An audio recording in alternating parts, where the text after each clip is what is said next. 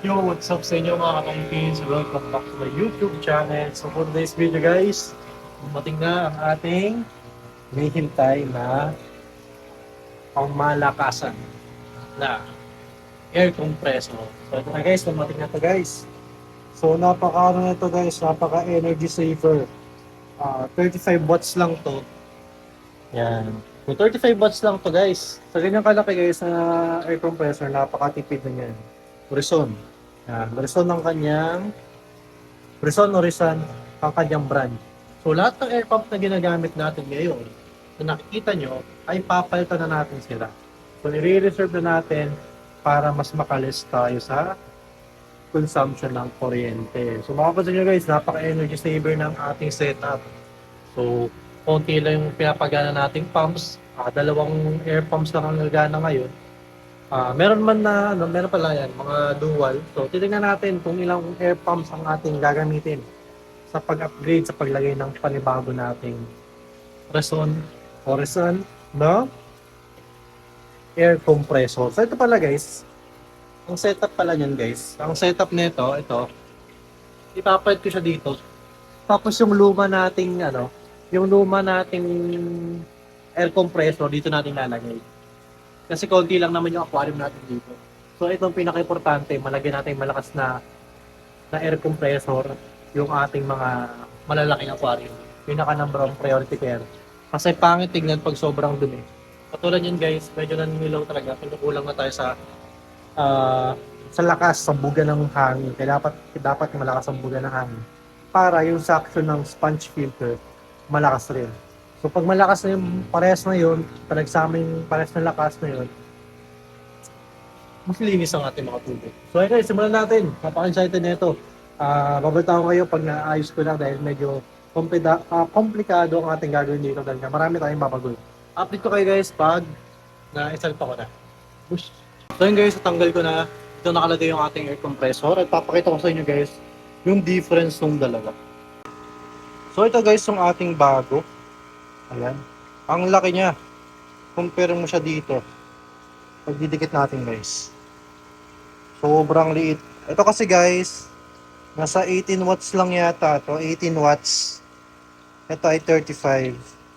So, ito na yung gagamitin natin sa panglahatan. Titingnan natin kung gaano kalakas to. Okay. So, nasa 35 watts lang to. Napakababa lang niya. So, yun guys.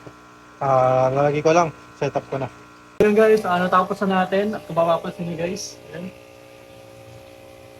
Ang lalakas ng buga ng ating sponge filter. Yan. Ito guys sa baba, ito yung pinakamaganda. Dati guys wala yan. Talagang mahina yan. Pero ngayon, malakas yung buga niya. So pwede tayo mag-stock ng mas maraming isda sa mga bawat aquarium na to. Tapos dito naman guys, medyo mahina na rin talaga yung ating air compressor na luma. So ang nangyari, ang kaya lang niya supply ay itong buong hilera na to. Yan. Malakas naman yung mga buga niyan. I-back camera ko lang para mas makita nyo guys. So, ayan guys. Ayan na nga. Medyo natatanggal-tanggal lang yung sa ating air compressor dito kasi nga medyo maluwag pa. Medyo maluwag pa. So, ang ginawa ko pala guys, naglagay ako dito ng hose na buhol para dito lang papasok at saka dito lang papasok yung mga hangin. Ito lang guys, lagay ko lang to. So, ayun guys, yung air compressor natin, kaya lang yung supplyan ay itong buong hilerang yan. Kung papansin nyo guys, malakas naman yung bugan yan. So, expected natin na mas lilinaw pa itong mga to. Yan. Yan. Tsaka yun. Eh, ang laman lang naman nito is mga danyos. Danyos din naman ganun kalakas magdumi. Kasi ito mas lumakas pa to. Kasi nga nakasolo tong air pump. So, bali meron tayong tatlong air pump din naman liit. At yung ating na-save is tatlong air pump. Yan. Hindi tayo gumagamit yan. Kasi nga pala guys, yung aquarium dito nabenta. Tapos, ayun, meron pa tayong parating. Nag-aayos din ako guys ng dahil meron tayong parating na aquarium. So, papakita ko rin sa inyo guys yung ating parating na aquarium mamaya. At ito guys, yan. Lumakas na rin. So, kailangan ko lang maglinis-linis dito muna. Yan. Magtanggal-tanggal lang tayo ng mga dumi sa ilalim. Tapos medyo mag-refill na rin tayo ng konti. Tapos babalikan ko kayo guys pag set ng ating fish room. Bigyan kayo ng update guys sa mga bawat aquarium natin. Katulad nito guys, oh. Medyo lumilinaw na to kasi nga nabawasan to ng 25 pieces na long fin butterfly koi and other kois. May bumili din sa atin ng mga small koi, may bumili sa atin ng mga laking koi, kaya kukunti na lang yung laman na to. Kaya talagang siguro mga ilang araw, talagang mag-clear na yan. Sa ngayon guys, medyo nakikita nyo na. Yung nakaraan kasi sobrang dumi. So ayun guys, sobrang sobrang dami nating linisin kasi nga kung mapapansin yung page natin, ang dami natin din-dispose talaga. Pasok, labas pasok yung isda sa atin. So ayun guys, balikan ko kayo mamaya pag medyo malinis itong aquarium natin. So yun guys, dumating na yung ating mga aquarium. So ito yung mga 10 gallons, 3 piraso. At meron tayo dito 15 gallons sa 2 piraso. Alam ko marami pang kulang dyan. Meron pa tayong 3 gallons, meron pa tayong 5 gallons. Kulang pa yung ating ah 10 gallons. So, alam ko in-order ko na 10 gallons. Hindi pala 3 pala, sakto. So, ang marami ko in-order guys ay 3 gallons kasi hinihilera ko yan dito.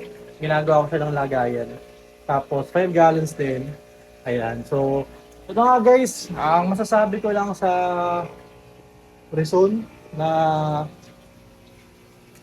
air compressor, maganda siya. Maganda siya sa lakas. Pero para sa akin sa lakas medyo nakokonti kung ibabase natin siya sa Winner Pump na 8 watts. Kasi yung si Winner Pump kahit na 8 watts siya, malakas talaga kahit 16 aquarium kaya-kaya niyan. Dual yun. Ang nakalagay kasi sa box noon, good for 8 aquariums. Sa isang outlet yun, pagkakalam ko. Pero dual siya, so kaya nyo ng 16. Kasi yung gamit ko dati, yung sa Pachoka pa ako, yun. Pero kung sasabihin natin, kung pagko-compare natin silang dalawa, ang Winner Pump kasi guys, medyo mabilis siyang siguro mga 1 year wala na. Yung katulad sa akin, nasira na, 1 year na yun. Hindi pala, umabot pala ng almost 2 years. Almost lang.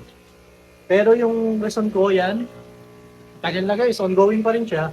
At almost 3 years na yan, kasi 2021 na, ko pa yan nakuha. Tapos, mag 2024 na ngayon. So, almost 3 years ko yung ginagamit. So, kung sa durability, maganda si Rizon. Kaso nga lang, medyo nako-content ako sa kanyang power based sa kanyang kinukonsume na wattage. Hindi naman siya malakas kumonsume ng wattage. Pero kung kukumpare nga natin sa Winner Pump na 8 watts, napakapanalo si Winner Pump. Kaso nga lang yun nga guys, kung pang matagalan, mag-gusto na kayo. Good sa goods. At ayun guys, makapansin nyo, ang dami na ng ating aquarium guys. Pero yung mga coin natin guys, okay lang yung mga yun. So talagang, ito na ang proof na okay lang kahit na madumi yung lagay ng coin nyo. Kung mapapansin nyo guys, sa ibang bansa, nilalagay pa yun nila sa mud pan, sa Japan. Dito sa Pinas, meron din sila Kuya Dexter's World. Yan, naglalagay ng koi sa mud pan nila. Mas alam mo gusto lumaki doon. Kasi nga nafe-feel nila yung natural environment. Meron sa doon mga live foods. So, ayun. Ito, sana luminaw pa yan. Hindi pa ako mapagdagdag guys ng tubig nga. Kasi nga, nagkaka-stock lang natin to. Hindi pa siya pwede. Hindi pa siya trip. Pero, ayan. Ating mga isda. So, sa mga nagtatanong dyan guys, ongoing pa rin natin 50% off grand sale promo. Ang dami nating customer kaninang umaga, tsaka kaninang tanghali. May nagpa-deliver pa sa atin sa ibang bayan.